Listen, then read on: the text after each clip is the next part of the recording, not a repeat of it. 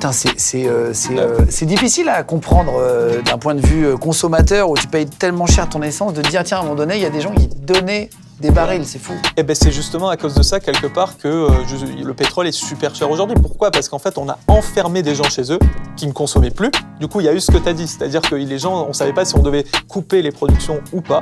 Et d'un coup, les gens sont ressortis.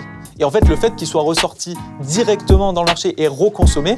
Ça n'a rien à voir avec la guerre en Ukraine, du coup, le prix ? Parce que c'est un peu ça à chaque fois qu'on entend sur les chaînes d'infos, la guerre en Ukraine, la guerre en Ukraine... en fait, c'est quelque part oui et non. C'est-à-dire que, en fait, le plus gros de pourquoi tout est cher aujourd'hui, c'est à cause du Covid.